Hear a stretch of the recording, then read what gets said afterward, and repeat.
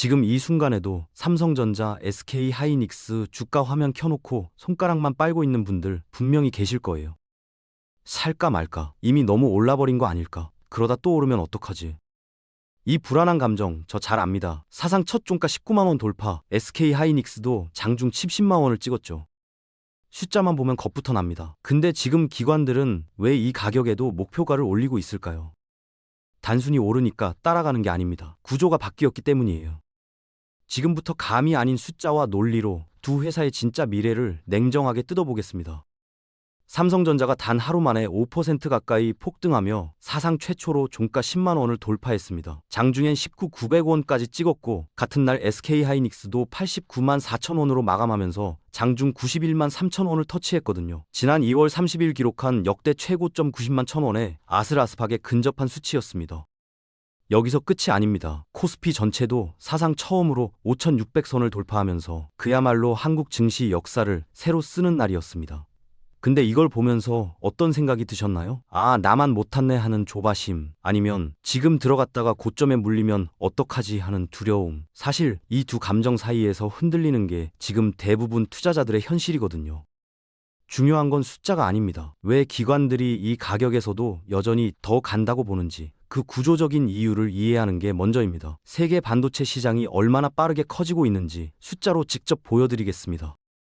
2024년 전체 반도체 시장 규모는 6,305억 달러였습니다. 근데 2015년엔 7,720억 다, 2026년엔 무려 9,750억 달러까지 커질 거라고 세계 반도체 시장 통계기구 WSTS가 공식 전망했습니다. 2026년 한 해에만 전년 대비 26% 이상 성장하는 거거든요. 쉽게 말하면 케이크 자체가 커지고 있는 겁니다. 시장 점유율 싸움을 하기 전에 나눠 먹을 파이가 훨씬 커지는 구조인 거죠. 그리고 그 안에서도 메모리 반도체는 더 빠릅니다. 2026년에 30% 넘게 성장하면서 전체 시장 평균 성장률을 크게 웃돌 전망이고, 일부에선 메모리 시장만 단독으로 4,400억 달러를 넘길 수 있다고 분석하고 있습니다. 삼성전자와 SK하이닉스는 바로 이 메모리 시장의 핵심 플레이어입니다. 시장이 커지는 만큼 두 회사가 가져갈 몫도 자연스럽게 불어나는 구조인 거죠. 왜 메모리 시장이 이렇게 빠르게 커지는 걸까요? 답은 하나입니다. AI 때문입니다. 챗GPT 같은 AI 서비스가 작동하려면 수천 개의 GPU가 동시에 엄청난 양의 데이터를 처리해야 합니다. 근데 GPU 혼자서는 한계가 있거든요. 그 옆에서 데이터를 초고속으로 끊임없이 주고받아주는 특수 메모리가 반드시 필요한데, 그게 바로 HBM, 고대 역폭 메모리입니다. 비유하자면 이렇습니다. 기존 메모리가 왕복 2차선 도로였다면 HBM은 20차선 고속도로입니다. 처리할 수 있는 데이터의 양 자체가 다른 거죠. 그리고 이 HBM 시장이 폭발적으로 커지고 있습니다. 뱅크 오브 아메리카 분석에 따르면 HBM 시장은 2025년 346달러에서 2026년 540시억으로 단 1년 만에 58%나 성장할 전망입니다. AI 인프라가 전 세계적으로 깔릴수록 HBM 수요는 계속 늘어날 수밖에 없는 구조입니다. 그리고 지금 HBM을 제대로 만들 수 있는 회사는 전 세계에 손에 꼽힙니다. HBM이 잘 팔리는 것만으로도 충분히 좋은 뉴스인데, 여기서 파생되는 또 다른 현상이 있습니다. 바로 범용 D램이 심각하게 부족해지는 겁니다. 이유는 간단합니다. 반도체 공장의 생산 능력은 한정되어 있거든요. HBM을 만들려면 그 공장 라인을 HBM 제조에 집중해야 합니다. 그러면 일반 범용 D램을 만들 여력이 자연스럽게 줄어드는 거죠. 공급이 줄면 가격이 오릅니다. 실제로 2025년 4분기에만 범용 D램 가격이 최대 50%까지 치솟았다는 분석이 나왔습니다. 그리고 모건 스탠리는 2026년엔 D램 가격이 평균 62%, 낸드 플래시는 무려 75%까지 오를 거라고 예측했습니다. HBM 때문에 범용 D램이 부족해지고 그 부족함이 가격을 끌어올리는 겁니다. 어느 한쪽이 잘 되면 다른 한쪽도 덩달아 오르는 이 구조가 지금 메모리 시장 전체를 밀어올리고 있는 겁니다. 가격이 오르면 얼마나 이익이 늘어날까요? 반도체 산업엔 영업 레버리지라는 특성이 있습니다. 공장 가동비, 인건비, 장비 감가상각비 같은 고정 비용은 제품을 많이 팔든 적게 팔든 거의 변하지 않거든요. 그 상태에서 가격만 오르면 오른 가격이 거의 그대로 이익으로 남는 겁니다.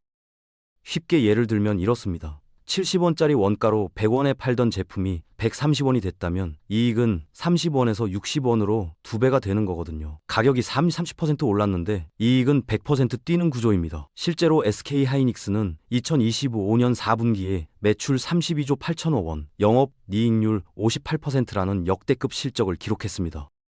그리고 2026년은 더 파격적입니다. 다수 기관들이 SK하이닉스와 삼성전자의 영업이익이 각각 100조에서 최대 155조 원을 넘길 수 있다고 내다보고 있습니다. 가격이 오르고 구조적으로 이익이 폭발하는 국면, 지금이 바로 그 한가운데입니다. 월가의 대형 기관들이 삼성전자와 SK하이닉스의 목표 주가를 경쟁적으로 올리고 있습니다. 노무라, JP모건 등이 줄줄이 상향 조정에 나섰거든요. 근데 그 이유가 단순히 실적이 좋아서만은 아닙니다. 진짜 이유는 메모리 산업의 본질 자체가 바뀌고 있기 때문입니다. 과거 메모리 산업은 호황과 불황을 반복하는 사이클 산업이었습니다. 공급이 넘치면 가격이 폭락하고 기업들은 치킨 게임을 벌였죠. 근데 지금 HBM 시장은 다릅니다. 엔비디아 같은 대형 고객사가 먼저 물량을 주문하면 그에 맞춰 생산하는 선주문 후생산 구조로 바뀌었거든요. 팔 곳이 확실히 정해진 뒤에 만드니까 악성 공급 과잉이 생기기 어렵습니다. 가격이 폭락할 구조적인 이유가 사라진 거죠. 주식시장은 이런 안정적인 이익 지속성에 더 높은 가치를 부여합니다. 그게 바로 월가가 두 회사의 목표가를 계속 올리는 핵심 논리입니다. 2026년 HBM 시장의 주인공은 HBM3E와 HBM4입니다. 세대가 올라갈수록 처리 속도는 빨라지고 가격도 비싸집니다. 현재는 5세대 HBM3E가 전체 물량의 약 66%를 차지하며 시장을 이끌고 있고 6세대 HBM4가 빠르게 비중을 넓혀가는 과도기 상황입니다. 이 분야의 선두는 SK하이닉스입니다. 2025년 기준 출하량 1위의 매출 점유율 57%를 기록하며 압도적인 우위를 점하고 있습니다. 대만 TSMC와 손잡고 세계 최초로 HBM4 양산체제를 구축했고 엔비디아 차세대 GPU의 물량의 70% 가까이 공급할 것으로 추정됩니다. 반면 삼성전자는 자체 파운드리와 메모리 기술을 결합하는 IDM 강점을 살려 반격에 나섰습니다. 세계 최초 상용 HBM4 출하를 공식 발표하며 추격 의지를 분명히 한 거죠. 시장 파이가 워낙 빠르게 커지고 있기 때문에 한 회사가 독식하기보다 두 회사가 함께 성장하는 그림이 현실적입니다. 경쟁이 치열할수록 오히려 시장 전체는 더 빠르게 달궈집니다. SK하이닉스가 HBM 시장을 앞서고 있다고 해서 삼성전자를 과소평가하면 안 됩니다. 삼성전자엔 숨겨진 무기가 있거든요. 바로 압도적인 웨이퍼 생산 능력입니다. 삼성전자의 월간 웨이퍼 투입량은 무려 50만 5천 장, SK하이닉스나 마이크론과 비교 자체가 안 되는 수준입니다. 피자 비유로 설명하자면 도우가 많은 집이 피자를 더 많이 만들 수 있는 거거든요. 경쟁사들이 HBM 생산에 올인하느라 범용 디램 생산을 줄이는 동안 삼성전자는 넉넉한 캐파를 이용해 고수입 범용 디램을 시장에 대량 구입할 수 있는 겁니다. 실제로 지금 서버용 범용 디램 공급이 부족해지면서 일부 제품의 마진율이 HBM3E를 추월할 수 있다는 분석까지 나오고 있습니다.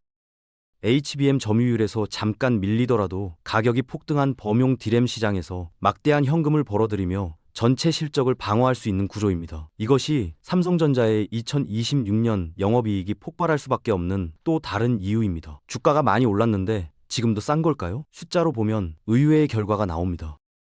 두 기업의 영업이익 전망치는 3배 가까이 급증했는데 주가는 2.5배 상승에 그쳤습니다. 즉 이익이 더 빠르게 늘면서 오히려 가치평가 배수는 낮아진 겁니다. 골드만삭스도 같은 시각입니다. 삼성전자의 자기자본 이익률이 20%에 달하는데 PER은 7.6배에 불과하다며 글로벌 테크 기업 평균인 20배 이상과 비교하면 현저한 저평가 구간이라고 분석했습니다. 여기에 주주 환원 정책도 강력한 하방 지지선이 됩니다. 삼성전자는 잉여 현금 흐름의 50%를 주주에게 환원하기로 약속했고 10조 원 규모의 자사주 매입 및 소각을 단행 중입니다. SK하이닉스도 총 배당금을 3,000원으로 대폭 올리고 12조 2천억 원 규모의 자사주 전량 소각을 결정했습니다.